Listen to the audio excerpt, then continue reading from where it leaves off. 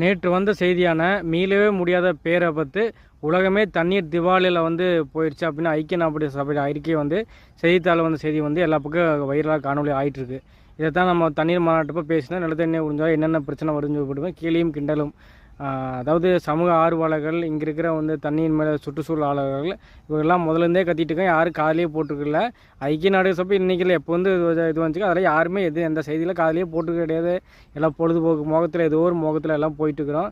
உண்மையால் நிலத்தண்ணீர் உறிஞ்சி எல்லாமே காணாமல் போயிட்டுருக்கு. எல்லாம் தண்ணி இல்லாமல் சோறு இல்லாமல் எது இல்லாமல் இதில் சோறு இல்லாமல் தண்ணி இல்லாமல் இருக்க முடியாது.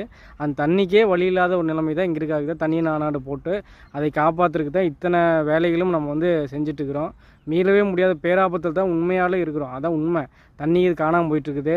அதாவது இது மீட்டெடுக்க முடியுமா? எல்லாத்தையும் அழிச்சாச்சு கிட்டத்தட்ட. மீட்டெடுக்க முடியும்னா கண்டிப்பாக நிமல் ராகவன் போன்றவர்களால் கண்டிப்பாக மீட்டெடுக்கலாம். எல்லாம் அது மாதிரி செந்தமிழ் இருக்கிறாரு. நம்மள திட்டங்கள் இருக்குது, ஏராளமான திட்டங்கள் இருக்குது. அதெல்லாம் ஒரே அரசாங்கம் மாற்றம் வைக்கக்கூடிய நம்மளுடைய கட்சி மட்டும்தான் இது பண்ண முடியுமே தவிர வேறு எந்த ஒரு அரசாங்கத்தினாலும் மாற்றத்தை இது முன்வைத்து தான் மற்ற மாநிலங்களை இது முன்னுரிமாக எடுத்து இருக்க உயிர் வாழ முடியும். தண்ணியை நீரை வச்சு விடணும். நிமல் ராகவனே ஏகப்பட்ட நிலைமை தண்ணியே இல்லாத பகுதிகளில் தண்ணி உருவாக்கி பெரும் மாற்றத்தை பல இடங்களில் கிட்டத்தட்ட உருவாக்கிட்டார்.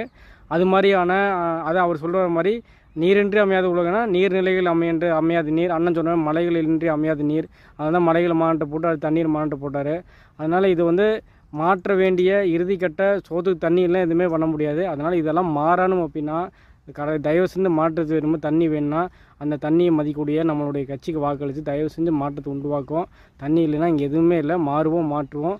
தயவு செஞ்சு தண்ணியை கவனத்தில் வைங்க. எல்லாம் காணாமல் போயிட்டுருக்குது. வளங்க குடிக்க தண்ணி இல்லாமல் நிலையில் தான் மிகப்பெரிய அந்த பேராபத்தை கொஞ்சம் யோசிச்சு பாருங்களேன். தண்ணி இல்லாமல் என்னென்ன ஆகும்னு நினச்சி கூட பார்க்க முடியாது. எனக்கு டெய்லி யோசிச்சா ரொம்ப வருத்தமாக தான் இருக்கும்.